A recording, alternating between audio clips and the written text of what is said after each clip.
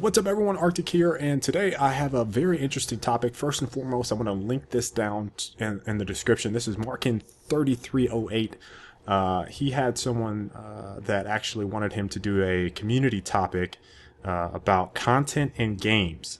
And he had a very interesting opinion on it. Again, the link is down in the description if you guys want to check it out. Before, after, during this video, simultaneously pop them up and buffer his while you're listening to mine. Whatever you want to do. He's been a subscriber of mine for a long time, so I wanted to show him some love. You guys can check out his videos. Very nice content, very well thought out. So anyway, Markin addressed lack of content in games, and I feel like I don't want to say this is a counter to that. It's more thinking about it a little differently. It's more thinking about it in terms of media consumption and thinking about where we are with video games, and just kind of taking that and maybe taking the conversation a little bit elsewhere, kind of thinking outside the box a bit. So over the last couple years, obviously there's been a lot of interest from a development standpoint to enter into an area kind of like that's not quite fully envisioned right now. You know, we're kind of in a phase where we're testing out this early access, get into the beta, pay for betas, and we'll release content as we get along, and you can help build the game type of ordeal. And this is basically partially Steam, partially Kickstarter, and it's expanding upon the gaming from a few years back when you would just get a beta invite, but you didn't really change too much of the game. You just got a beta invite. The game was in some ways complete, but you wouldn't really be able to change the game too much. You provided some feedback. If developers thought it was a bomb, then they would completely rework the game or stay in secret like Blizzard does, or whatever they would do with their games, and then they would release a full-blown game at $60 or $9.99 per month or whatever. Now we're in this age where free-to-play stuff locks down content, or again, you have early access or Kickstarters where you get bits and pieces of the content as it's being built, or in a free-to-play sense, you get a game that you get to play, but you purchase things that unlock more content within the game. So, let's go back about 10, 15 years. You just get a box product, and the developer would just release it at full price. You might get an update, you might not, but that was the game. That was it. And you paid, 40, 50, 60 bucks for your game, and that's the experience that you got. And so, technology changes things. It really disrupts things. And, part of it is you have a mindset of players that know what the old system was like. And then you get these new gamers that are used to this current system, right? So I'm old school. I remember when you got a fully released game and that was it. I also remember when you got a fully released game and you might get 2 updates and that's it. As people got faster internet, we started to see more developers release content with DLC and maps and stuff. And most of the time, and this is still pretty much an industry standard, you have to pay for that. So, in addition to your game that you pay for up front, you might have to pay another 15, 20, 25 bucks, depending on how much content it is, for new maps, new game modes, new stuff in your game. And, Markin kind of talks about there is a sense in the development industry now that we're just going to release unfinished games. You're going to get this game, and it's going to have a couple maps. You're going to get this game, and it has maybe 1 or 2 weapons you can use, and then you can buy the rest of them. Again, I want to reiterate, this is a change in industry mindset and a generation of gamers that is not used to what we're used to. They're used to this. So, you kind of give and take with it. But, a couple of things that I wanted to point out with content in games or lack thereof is that each studio has a different set of criteria that they can meet and resources available to them. So, for example, in Titanfall, which is what gameplay you guys see right now, you have to look at like their development time window. This is a next gen title, one of the first to come out for the system. How much time did they have to work with the software available to them in the Xbox One to make their content for this game? What was their budget like? I know they're backed by EA, but that doesn't necessarily mean EA was pumping them tons and tons of money on an basically untested genre for them, the combination of mechs and pilots with this parkour movement that was so 10 years ago that people thought made it so that you couldn't play shooters because of the skill gap being so high. So it's basically dangerous territory. So we don't know what their budget looked like. Obviously, this studio has a lot of experience making games, especially first-person shooters, considering they made the well-known, super popular Call of Duty franchise.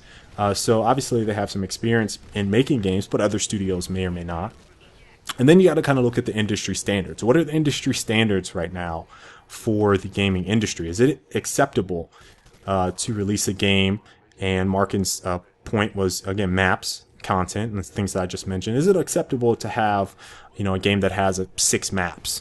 Is that industry standard? You guys feel like it's 10 to 12? I'd say it's probably 10 to 12. So if you release a game that doesn't have that many maps, then, you're probably going to be looking at people saying, man, there's not a lot of content in this game.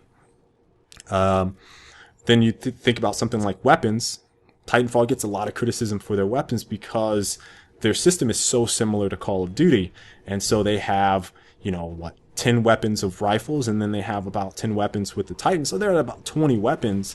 I mean, if you include grenades and some abilities, then you're looking at maybe 30-ish things that you can kind of separate yourself and do with the game that you couldn't get maybe experience like Battlefield or Call of Duty, where they have tons and tons of weapons. But that doesn't necessarily mean that the experience is dampened or anything like that. It's just their vision of what this universe holds. So again, they have an opportunity there to release new content, but the question is, obviously they're already going to have their season pass and stuff. So, do you kind of feel ripped off? Do you kind of feel like you're getting cheated because this content doesn't come in the box and you paid $60 for it?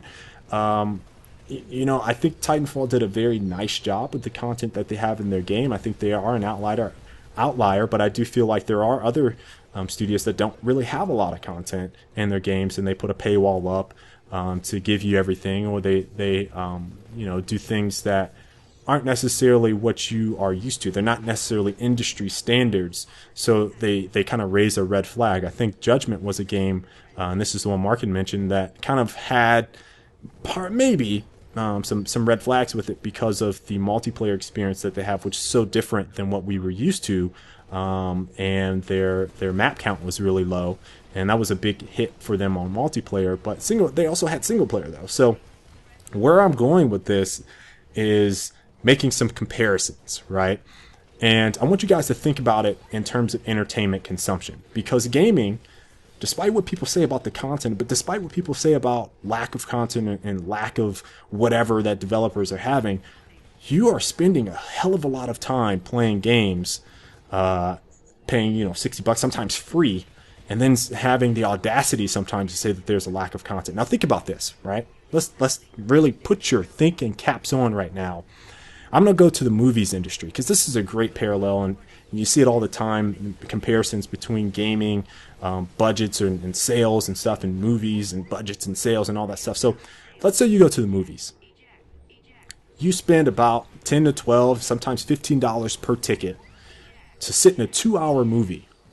So that's about $6 per hour if you just go there for the movies. But 9 times out of 10, you want the full movie experience. So what do? You plop down $20, maybe a little bit more, $25 to get that popcorn, to get that drink. And you're looking at $10 per hour. $10 per hour to sit in a 2-hour movie. You might buy it on DVD later, watch it a couple more times. You might not. More often than not, you're not going to watch that shit again. $10 per hour to sit in a 2-hour movie. Okay? Now think about games. You're paying $64. $64 for games now. And you're getting a lot more playtime out of it. But think about this breakdown now. At 100 hours of game time, all right? And I know there's people that are level 10 that are sitting there in Titanfall, Gen 10 talking about, man, there's a serious lack of content in this game. Or sitting at Gen 7 or Gen 5, oh, God, there's a serious lack in content on this game. I've already checked my playtime. I'm at like 3 days played. I've spent a lot of time playing Titanfall. So at 100 hours, okay, 100 hours, $64. That's 64 cents per hour. 64 cents compared to a movie when you're paying $10 per hour for that movie. 64 cents at 100. You spent 100 hours in the game, and you're talking about there's a lack of content. All right, let's cut that in half. We don't cut it in half. 50 hours played. You're spending $1.28 per hour. $1.28 per hour. Oh my God, there's a lack of content in this game. $64, $1.28 per hour. You spent 50 hours. 50 hours of your life are spent in this game. Oh God, there's a lack of content in this game. All right, let's cut that in half. No, you know what? Let's cut it more than half. Look at 20 hours. 20 hours in the game. You're at $3.20 per hour. You're still under that movie, $6 per hour. Even at 10 hours played, that means you barely scratched the surface. You probably are not even, you might be prestiged, maybe. 10 hours into the game, $6.40 per hour. $6.40 per hour. You're just now at the point when you bought your movie ticket and you're spending $6 per hour on your game and you're done with it in 10 hours. You're like, man, that was a lack of content in this game. I didn't get my bang for my buck. Oh, go watch a movie. Go watch a movie. You'll get some bang for your buck there. Go read a book, right? That's about the only thing that's going to beat the entertainment value that you're getting out of this game when you think about it at a cost per hour. Never mind the fact that, you know, there's tons of other things out there that you could potentially do, but you're spending your time on this game where you spent your money on it and you're getting this cost per hour. Like, people don't think about it like that. So that's why I'm breaking it to you guys. I'm breaking it down for you guys. Because you think about a cost per hour, like, the only other thing I really sit down and do at this point in time for entertainment when I'm going to drop some money is go to a movie. I might go bowling, still spending about the same thing. It's probably about $10 per hour, plus some drinks. Bump it up to 25 because I'm drinking a beer. Think about this, guys. Your cost per hour on games is way lower than anything else out there. But you have the audacity to talk about there's a lack of content. And the only reason I even bring that up is because it's an industry standard. Like, you're used to what you saw 10 years ago. You're used to what you saw 15 years ago when they were still doing this, but giving you maybe a little bit more, maybe not. So that's just something to think about. A little different. Playing devil's advocate. I'll catch you guys later. Peace. If you guys enjoyed this Titanfall video, please make sure to give it a like and be sure to subscribe so you guys don't miss any more in the future. Stay frosty.